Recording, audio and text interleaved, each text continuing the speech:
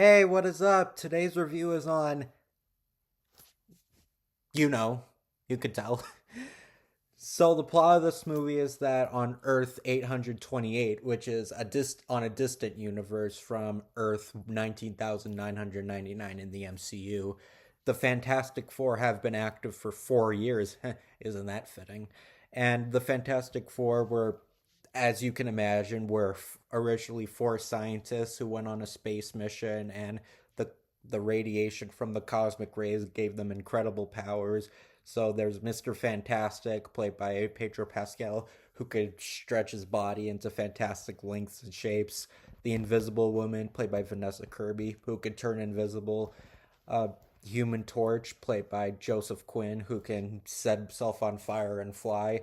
And The Thing, played by Eben Eben Aoap Aoap.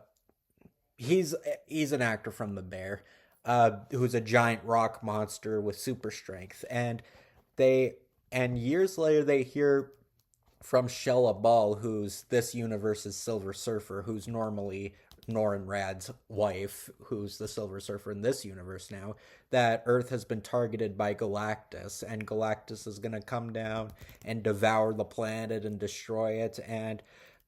But Galactus says he'll only stop if he's negotiated, and Sue is pregnant, and she later gives birth to a child named Franklin Richards, and they debate whether they should give Franklin to Galactus to spare the Earth, or if they should save him and try to stop Galactus themselves. Remember when I last year when I said Deadpool and Wolverine was the best MCU movie I've seen in a super long time? Honestly, I think this movie topped it because Deadpool and Wolverine was very good. I really liked it. It was very funny and had a lot of exciting moments. That was a film I never thought I'd see, but this is something we needed. I guess if it's appropriate, I guess I should say what I thought of the other Fantastic Four movies. I've only seen the Tim Story movies. I've never seen the 1994 unreleased one. I don't know if that movie's good or if it's just low budget. I really don't know, but I don't know. The Tim Story movies, I think they're okay. I mean, do I do I not understand why people don't like them? No, I can definitely see their flaws. I can see why some people don't like them, but I think they're good for what they are.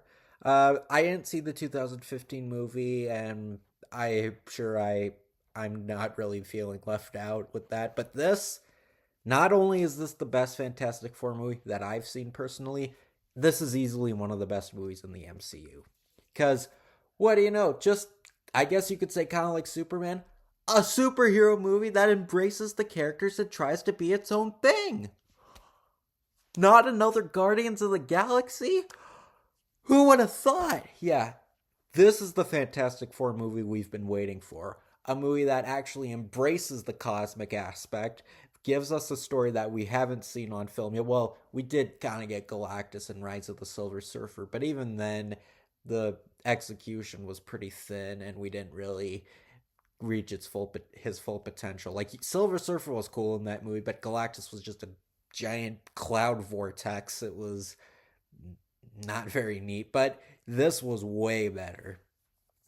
And I think a reason why I think this really stands out in the MCU and why I think it's one of the best films in the MCU is that it's stylistically different.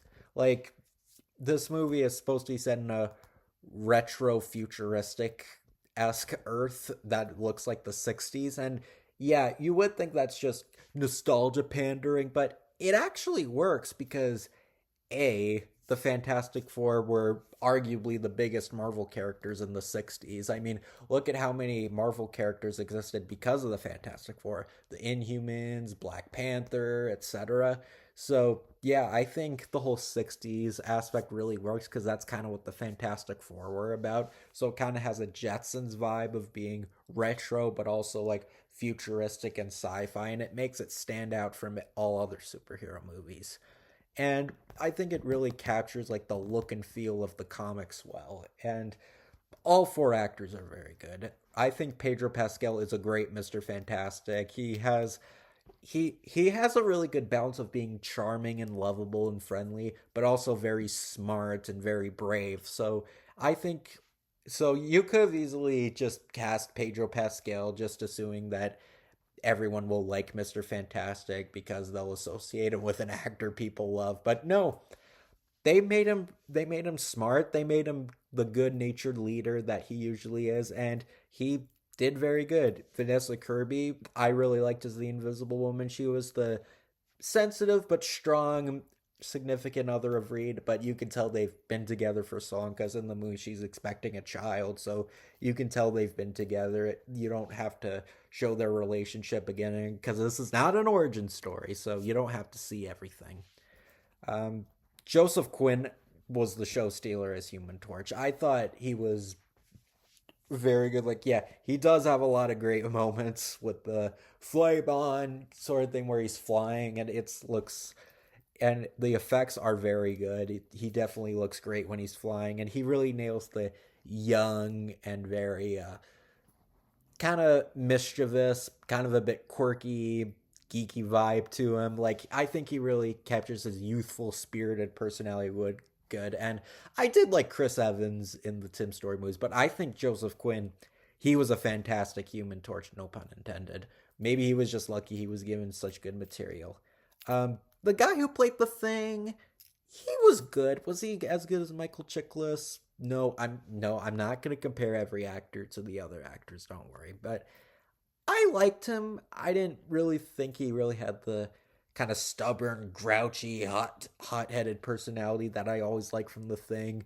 But like you can tell he kind of tried. Like they still made him likable and a good guy, but he still kind of has a bit of a temper, even though he doesn't really show it. And his whole thing is that he doesn't like the phrase "it's clobbering times," it's because he's like, if you saw in the trailer, he said, "I only say that in the cartoons," and like, yeah, this is I was it with MCU movies always. Well, it's mostly when a character says his or her name and someone always laughs at it for like 2 minutes. Like for a franchise that they say respects the comics, they sure don't respect the comics a lot. So, yeah, I would have liked to see the Thing be more angrier and hot tempered. It would have been cool. But it does make up for it with a lot of really good action. The Thing does get involved in a lot of the action. And yeah, the Fantastic Four movies, the other ones, yeah, they were pretty devoid of action, lacking. I mean, the Tim Story ones, they had an okay amount, but they definitely needed more. The 2015 one, I know I said I would stop comparing all of these, but I'm just gonna say I hear that movie hardly has any action, but this is full of action. Like they do. The movie does start with a bit of a recap. The movie starts with the part in like in one of the trailers where the talk show host says like four scientists went into space, got powers from radiation, and got all these superpowers. That's how the movie starts. The movie starts with them on the talk show, and that was an interesting idea to put up to start the movie with. And I do like the idea of the Fantastic Four making public appearances and the fact that they're embraced by the world, because the thing that made the Fantastic Four stand out in at least in the 60s comics was that they didn't really do the secret identity thing like other superheroes do. Like if you read like lots of the very early Fantastic Four comics, people know their alter egos. So yeah, that definitely does make for an interesting type of superhero story. I guess maybe that's a good reason for this movie taking place within the MCU, but on an alternate Earth in a different world. Because in this world, you can kind of put together that secret identities aren't exactly a thing, and it has some very good effects. Like I said, like all the things of the Human Torch, even Mr. Fantastic stretching looks really good. Like you normally it would be hard to make a guy stretching look convincing, but somehow they did it. And like I said, Galactus is he looked amazing. It was great to see him look great and not be a giant cloud.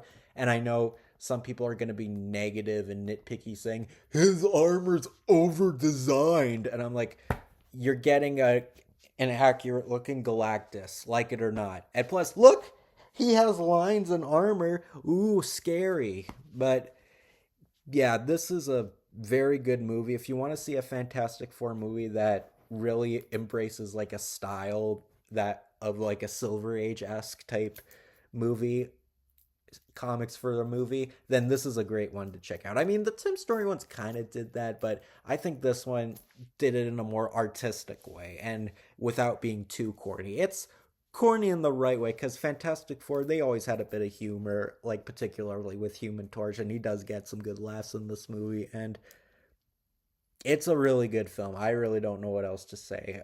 Like, all these years of waiting for a new Fantastic Four movie, and even though the MCU, a lot of it went downhill after Guardians of the Galaxy, I could say this is one of the best MCU movies. It's easily the best Fantastic Four movie, and I was really proud of it. And I say, bring on more. I know they're going to return in Avengers Doomsday soon, and you know what? After seeing this movie, I think I'm a little more excited for Doomsday. I was worried it was just going to be a film that was like No Way Home, where like the best thing about it is that it'll remind me of better movies. But no, after seeing this, I think it has hope. So, yeah, Fantastic Four. I highly recommend it if you're a Fantastic Four fan, or if you just want to see a new Marvel movie and that stands out. If you're tired of superhero movies always being the same thing, this is something fresh and new that I think you'll like.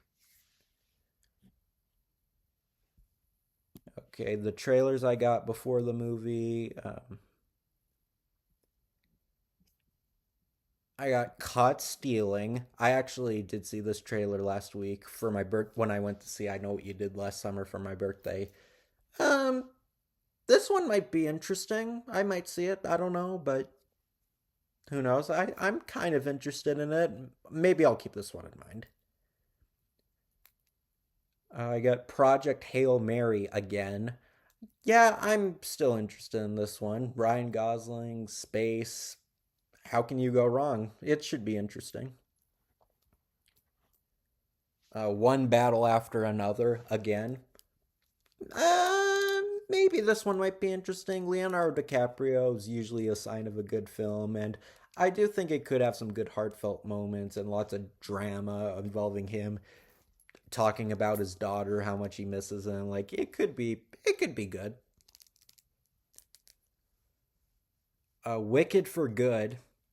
I'm definitely excited for this one. I did really like the first Wicked, so I'm really excited to see how it wraps up. And I've never seen the play, so the live musical, so that'll make me all the more interested and surprised to see how it goes. So, yep, I'm definitely excited for this one. Probably one of my most anticipated movies for the rest of the year. I got Predator Badlands. I haven't seen any of the Predator movies. I do want to watch the first one at least. I don't know if the other ones are worth watching, but I don't have any strong thoughts. Maybe I'll see the first Predator just to, see how it is, but so I don't really know. Tron Ares. I'm interested. I've only seen Tron Legacy only and that's only because I didn't know it was a sequel until after it came out, so I still haven't seen the first Tron. Maybe I will, but this is supposed to be a standalone movie, and Tron Legacy kind of was a standalone movie, and it's a shame Garrett Hedlund and Olivia Wilde aren't returning, but I'll take what I can get. It could be a really fun experience like Legacy, so yeah, I have hope for it. I think it could be fun. And I got a theatrical exclusive trailer for Avatar Fire and Ash. Yeah, this trailer is not online. You can only see it before Fantastic Four, and it looks incredible. This is my most anticipated movie of the year. It it really really looks very good. Just like The Way of Water, how that movie was more focused on the Na'vi and their family. This one looks like it's more about all the Na'vi and having them bond together and try to save Pandora because all the fire is breaking out. So it could be a really good story about teamwork and well, yeah, it could have some themes from the other two films, but I'm really excited to see more of Pandora, more of this world, and see just how much the world building can go. And I think I'm going to see this in IMAX probably because I didn't, like I said, I didn't see Fantastic Four in IMAX, unlike Superman, which is unfortunate, but then again, that's always expensive. But this Avatar Fire and Ash, I'm sure I do want to see in IMAX. I think it'll be a visual spectacle and it'll be have a lot of exciting action with a lot of heart to it, just like the second movie. So yeah, Avatar Fire and Ash, like this is a no-brainer. I'm definitely seeing this. So yeah, Fantastic Four: The First Steps, best MCU movie in a long, long, long time. Yep. I mean, Deadpool and Wolverine was really good, but this was just something new. This was something that we've wanted for so long. A Fantastic Four movie without Doctor Doom, not another origin story, and actually embraces the cosmic space aspect with a lot of heart to it and lots of really good chemistry among the actors and characters, like a superhero movie should be. So yeah, it was a very good film. I really had a fun time with it, and I think after all the years of waiting for a new Fantastic Four, yeah, it was worth it. Easily the best Fantastic Four movie that I've seen, and one of the best in the MCU. So take care, everybody.